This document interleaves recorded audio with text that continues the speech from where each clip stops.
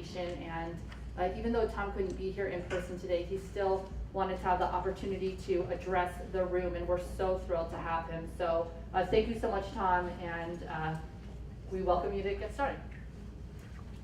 Great, and I'm sorry I can't be there in person, but I want you to know I did shave for you this morning. So what I thought I would do is give you a little sense for why the White House has been paying attention to the maker movement, what do we think are the most important trends, and then talk about what we hope to accomplish with the White House Maker Fair that we're going to be having next week on the 18th. And I like to say that there are a number of important trends that are driving the maker movement. One is a cultural trend, and that is just the growing number of people who are identifying as makers, who are interested in being producers as well as consumers of things, who are showing up at maker fairs, like the over 120,000 people who are showing up at the Maker Fair in Northern California, the Maker Fairs that are popping up all over the country, the growing interest of makers in passing it on by serving as mentors for young makers. So I think that's the important, first important point is just the growing number of individuals who are self-identifying as makers. Then I think that there's an important technological component to this. That is that the tools that are necessary to design and make just about anything are not only becoming more affordable, they're also becoming easier to use. So a good example of that is that it used to take you months in order to know how to use a computer numerically controlled machine tool. And now makers are getting started in days because they no longer have to learn this language called G-code, and they can use CAD software to get started right away. So not only are the hardware and software tools becoming less expensive and easier to use, we now have models for shared access to those tools. So for the price of the gym membership, you can join something like a tech shop and get access to $1 million worth of machine tools. So that's the important technological trend. Then there's an important economic trend, and that is that whenever you lower the cost of doing something, people will do more of it. So in the same way that open source software and cloud computing lowered the cost of doing an IT startup, and you can now have the proverbial 3 people living on ramen noodles for a couple months, and they'll be able to launch their own startup company because they won't have to go out and raise millions of dollars to spend on servers, but they can just put cloud services on their credit card. You're beginning to see the same phenomena emerge in the world of physical objects in addition to online services. And then finally, the other thing that's happening is that a growing number of institutions and organizations are beginning to embrace making. They're recognizing that it can advance important goals that they have as organizations. So, for example, you see universities like MIT deciding that they're going to allow applicants to MIT to be able to submit not only their GPA and their SAT scores, but their maker portfolio. Or Case Western Reserve University deciding that they are going to invest in a 50,000 square foot facility that will have coffee on the ground floor, design, prototyping, and fabrication space on the intermediate floors, and an incubator on the top floor. Or companies like GE and Intel making collaboration with the maker community a really important part of their open innovation strategy. Or Ford discovering that by serving as an anchor tenant for a tech shop, they were able to dramatically increase the number of patents that their employees were filing. Those are some of the trends, the cultural trend, the technological trend, the economic trend, and the fact that you now have a growing number of institutions and organizations that are embracing making, whether it's companies, schools, universities, libraries, museums, cities who are looking at making as an important part of their economic development strategy, labor unions, looking at apprenticeship programs in digital manufacturing. So the reason that the White House is focused on this is, number one, we think that it could inspire more young people to get interested in STEM in the same way that previous generations have been, an initial entry point for them was a chemistry set. So is there something that can play that role in the 21st century? And we think that making and the ability to design and prototype something that is personally meaningful to the student is something that has the potential to play that role. So that's one reason we're really focused on this. And the second is the role that it can play in innovation and entrepreneurship. Again, if you look at the history of the PC revolution, that the Apple computer was developed by Steve Wozniak and Steve Jobs, and they developed the Apple I computer because they wanted to show off to the fellow members of the Homebrew Computer Club.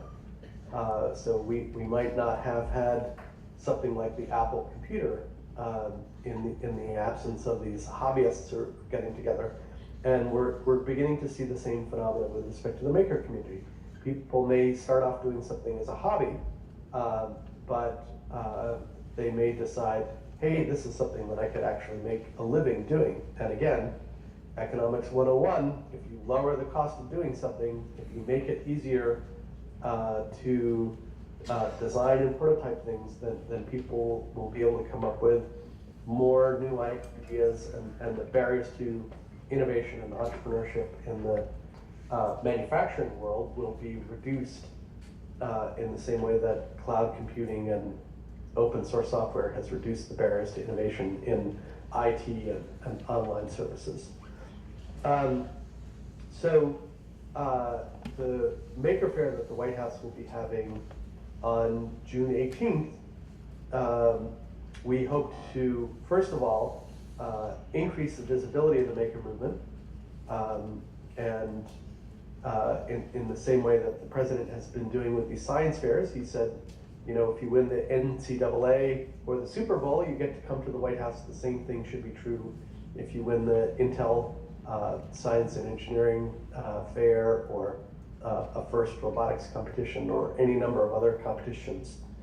And as a result, the president has met some really remarkable students, kids who are at 16 already figuring out how to use functionalized gold nanoparticles to develop anti-cancer approaches that deliver drugs to tumor cells and leave healthy cells untouched, which really makes all the White House staff feel like slackers, because I don't know about you, but when I was 16, I was primarily playing Dungeons and Dragons as opposed to figuring out if you were for cancer. So we hope to do this same thing with the White House Maker Fair by increasing the visibility of the maker movement, but also getting organizations both inside and outside the government to think about what it is that they could do to promote making. So a wide variety of federal departments and agencies will be making commitments, but we're also going to see commitments from mayors. A large number of mayors have said that they want to take the Mayor's Maker Challenge. We have universities doing the same thing, companies, nonprofits, libraries, museums. So I think we're really going to see a lot of momentum coming out of the maker movement, coming out of the White House Maker Fair, I think you're going to see commitments that relate to achieving a goal of having really vibrant maker ecosystems in 100 or more communities across the country. You're going to see commitments that relate to education and workforce development. I think that you're going to see commitments that relate to, over time, increasing the value and variety of what it is that a small team of makers can produce. And I think that you will see commitments from departments and agencies about what it is that they see that making can do for their agency. How can they collaborate with the maker movement and the maker community to advance their agency mission? I think we're seeing a ton of really creative examples of that already. So for example, one of the things that we're seeing is a really interesting collaboration between makers and people who are interested in citizen science. So one team, for example, developed a open source underwater robot that costs less than $900, that is dramatically increasing what it is that a citizen's explorer, someone who's interested in oceanography, is capable of doing. And so one of the things that we're very interested in is how can we see more of those types of projects so that the types of things that citizen scientists and citizen explorers can engage in will be enhanced by the development of these open hardware platforms. So that's sort of an overview of what it is that we'll be doing. We're also going to be encouraging agencies to get involved in a day of making, because obviously for security reasons we can't bring 100,000 people to the White House. So we're going to be encouraging agencies and our private sector partners to promote making activities on the 18th in their communities. So for example, Tech Shop has agreed to have an open house for all of their tech shops so that people can come in and see the wide variety of tools that are there, everything from water jets that can cut through 3 inches of steel to 3D printers, computer numerically controlled machine tools, and laser cutters. And we're hoping that other organizations take similar steps.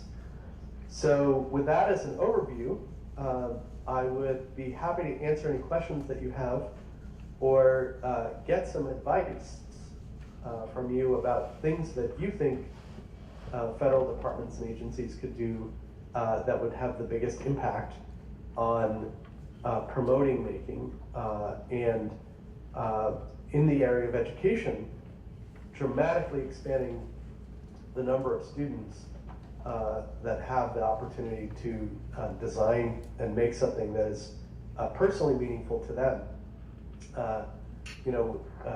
Not to use too many Steve Jobs anecdotes, but one thing he said that I think was really interesting is that early on in his childhood, he had the opportunity to have a Heathkit.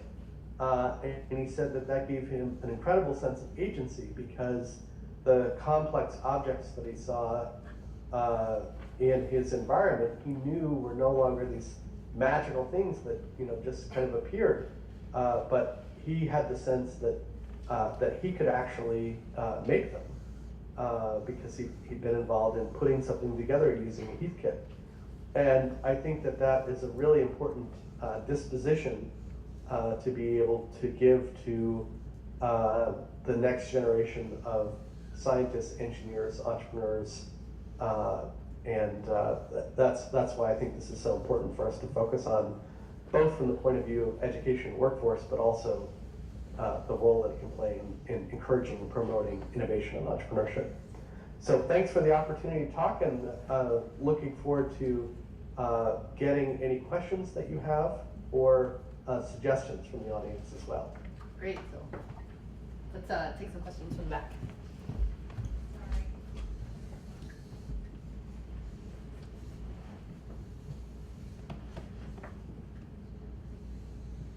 Hi, thank you so much for talking to us. My name is Hillary Easton, and I am currently with the World Bank, and I have a question for you.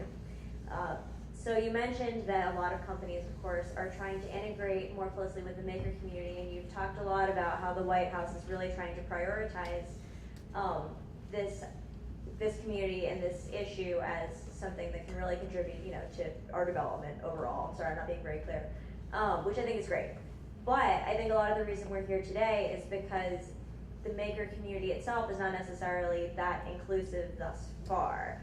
There are issues of not just of access, but even of familiarity. It can be a really jargony world. And so I'm curious to know what OSTP is trying to do to not only work with makers, but to broaden the definition of what a maker is, to help more people become makers, aside from the people who might have the resources to do so right now.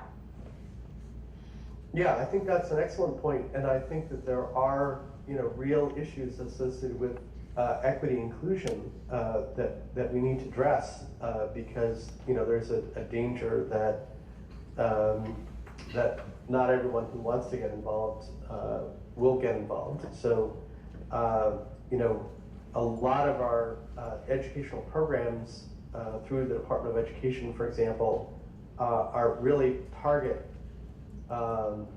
schools that need the most help.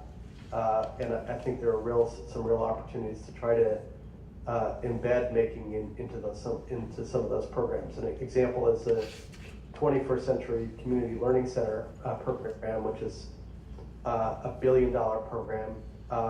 And that's an example of something where I think we could do a better job of trying to integrate making into those activities.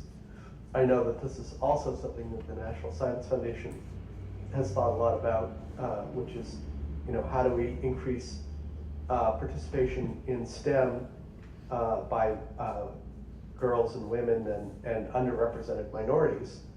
And one of the groups that the president has met with in the past or acknowledged in a previous speech is a group of teens from West Philly, a school that has a very high dropout rate. But this particular group of teens was involved in designing and developing a car to participate in the X Prize Automotive Challenge. This is about developing a car that could get over 100 miles a gallon. And all of the students that participated in that not only graduated, but virtually all of them went on to college. So this is a really powerful way to increase student engagement. And one of the things that we know from survey data is that one challenge associated with, particularly at the high school level, is a very large percentage of students are just bored out of their gourd. So obviously, if they're not engaged, they're not going to be doing the best work that they're capable of doing. Other questions or comments? Yes.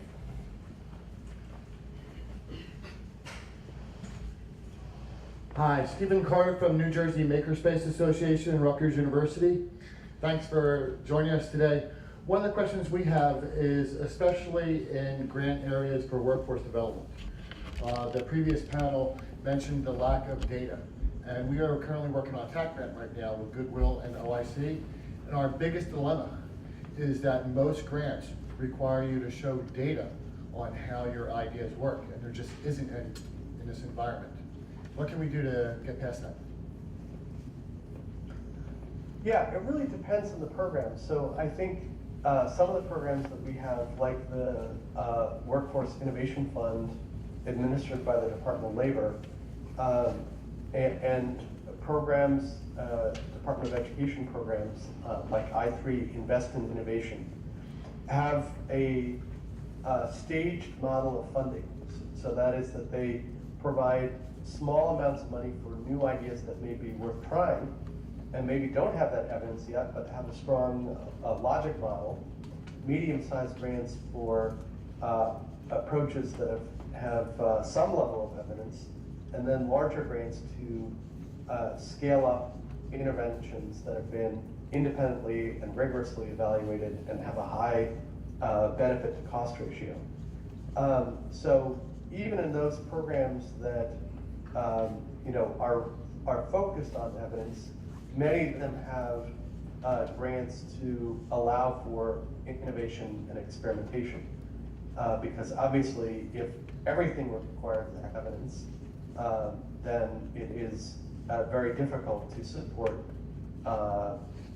new approaches that, by definition, don't have a lot of evidence supporting them.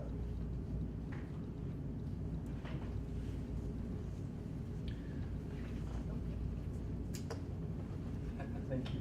Hey, Tom. In a former life, I was a shop teacher, and of course, that was our original makerspace. And I see that it's tragic that we dismantled that infrastructure in the 80s and the 90s. And now I'm seeing, of course, the maker movement getting the traction. And everybody's wondering now why our kids are growing up and they don't know how to make. It's because probably a direct result of the dismantling of our shop programs. So my question is, what's the sustainability of this? How can we take this back to our schools and our districts? And what sort of traction is it going to have there, with respect to federal programs and funding, such as through Perkins and things like that? What is the overarching view that the administration has to make this a sustainable effort?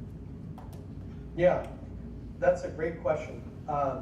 And we definitely believe that there is an important role for career and technical education, and have been talking to folks in the Department of Education that are leading our CTE efforts. And one of the reasons we think there's such a strong case for this is that many manufacturers report that even though there's significant unemployment and people looking for jobs, that they can't find people with the necessary skills. And I think there's a couple reasons for that.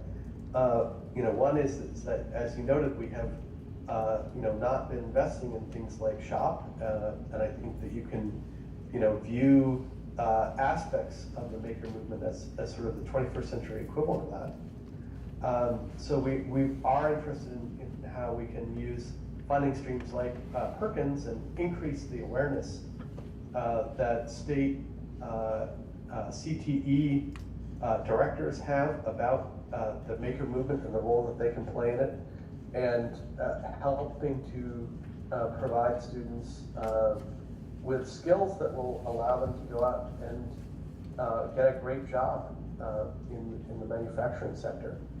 I think one of the pieces of good news is that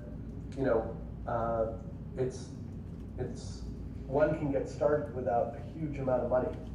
So if you have a space and if you have the ability to invest in a relatively modest amount of equipment and materials, and if you have a teacher that is excited about this, we're hoping that one of the things that we can do is really motivate external support for this. So getting parents and engineers and large employers and small and medium-sized manufacturers to get interested in whether the schools and after-school programs in their communities are integrating making into their in-school and out-of-school educational opportunities.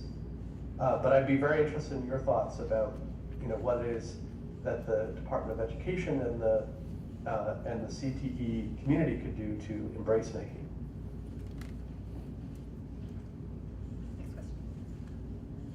Hi Tom, this is Phyllis with Fab Lab DC. Thank you and the White House for all the efforts you're taking to spearhead the initiatives. There are many of us, much like what you heard earlier from the Digital Harbor Foundation. There are those of us who have bootstrapped to get these spaces going, and we're doing the work in the trenches, but it's really tough. And we wonder how your matchmaking efforts might apply to us so that we can continue to take steps toward serving more really lifelong learners, the young people and people who are interested in embarking on new ways of learning and new jobs and careers. Thank you. Okay. So one of the things that we're doing is to try to increase the number of companies that are getting involved in this. And an example is Intel, which has had a computer clubhouse program for a while. And they're also beginning to identify those regions of the country where they are a major employer and therefore have a STEM workforce that can help serve as mentors. Because I think that, you know, that our first steps in getting this to happen and increasing the number of students that have the potential to participate in this are, number one, that there needs to be some place that kids can go, either in school or in a summer or after school program. Number two, they have to have at least some initial set of tools and materials that they can use. And the good news here is that you have a number of entrepreneurs who are developing low-cost tools. So one company in the Bay Area, for example, has developed a $250 computer numerically controlled machine tool that uses the equivalent of an X-Acto knife and cardboard as the raw material. So again, you know, can we lower the cost of participation? And number three, that they need mentors. So I think in some cases, teachers can play that role, but I think being able to tap the external expertise that exists in their community is something that's very important.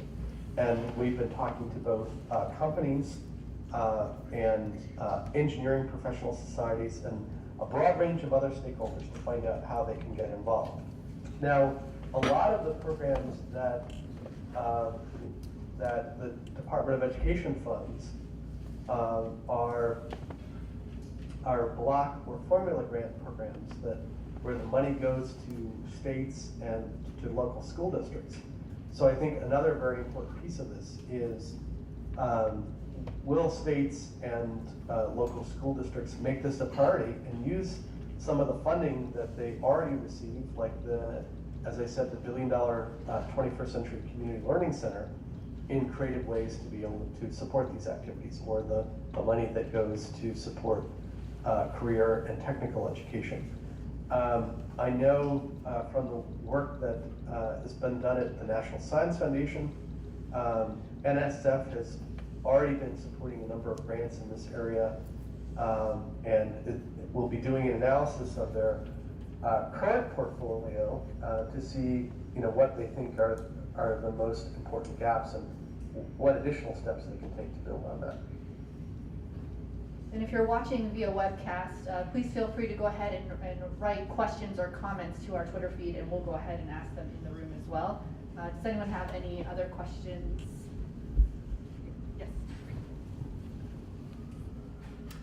Hi, I'm Steve Bump with Institute of Electrical Electronic Engineers, and I also do college accreditations with ABET. And I'm on the back end of my career and want to reinforce some of the things that came up here where I came up in the Heathkit world in an electronic shop in high school and went on to an engineering career. And again, what you said about I do some 2-year colleges and employment is not an issue except for which job to take. That's true in 2-year and 4-year programs.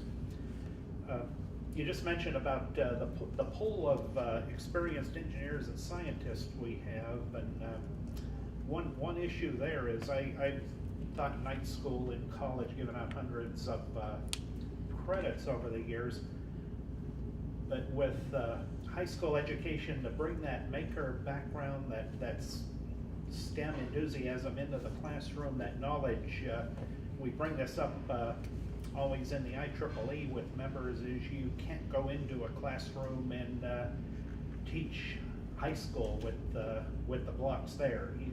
Much easier to teach college classes than in most any state to go in and teach high school, and that's an area possibly Department of Education, the federal government could get into have some even accelerated programs there for later in life professionals that would want to do that once you're financially secure. Yeah, I think it's a great idea. And I think the other important thing that we can do is take advantage of our laboratories of democracy. So I think that there's a lot of experimentation that is going on all over the country. And I think one big opportunity we have is to find out, whether there are parts of the country that have come up with a creative solution to the problem that you identified, which is that you have STEM professionals who clearly have an important contribution to make, and right now it's a lot more difficult than it needs to be. One effort that we're supporting along those lines is a program called US 2020. It's trying to significantly increase the number of companies that have STEM mentoring programs. Nonprofit organizations like Citizen Schools serve as intermediaries between companies and school districts to provide some continuity and also to provide some training. And in many instances, they're taking advantage of the extended learning time, and rather than just doing another couple of hours of lectures, they're taking advantage of the STEM professionals that they now have access to, and using that to support project-based learning. So that's one approach, but I would be interested in others that we can help shine a spotlight on. One more final question.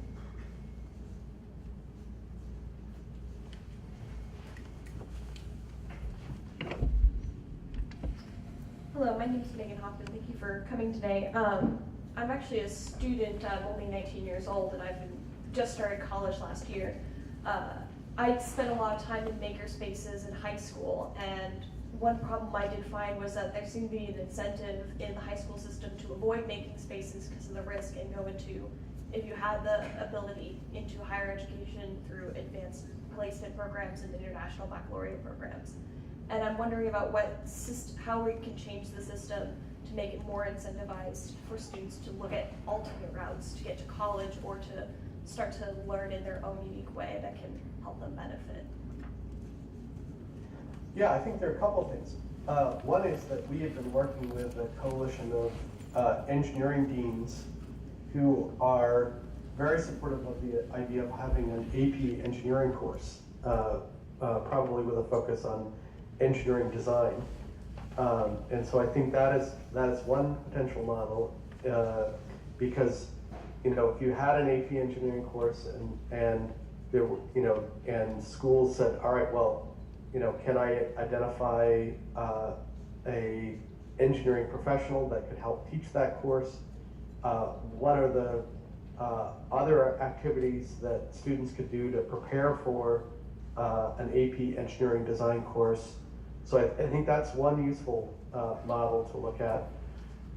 Another is that we've been very supportive of the idea of badges. So, in the same way that Boy Scouts and Girl Scouts have merit badges, can we have a system of badges that reflects the range of project-based learning that students have been involved in?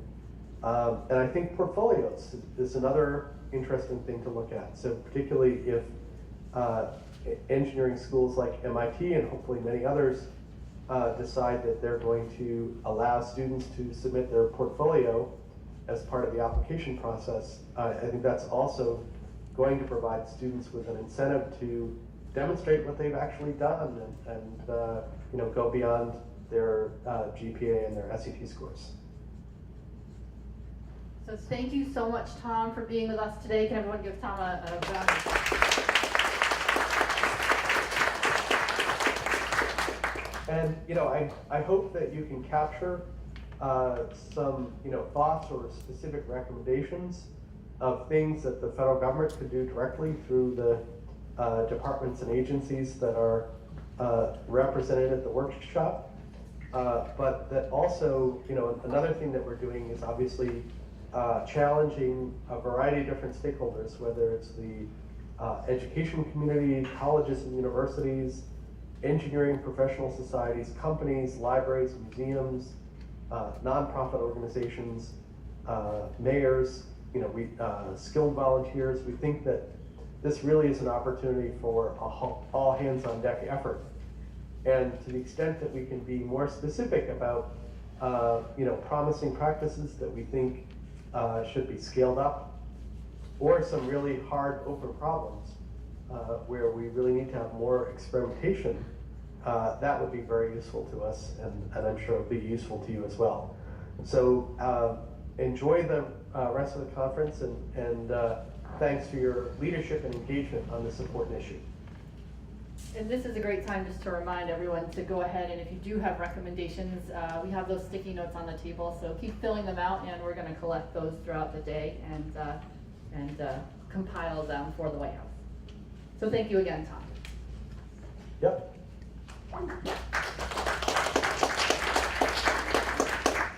And now this seems strange to say, but Dorothy is going to come up and introduce lunch.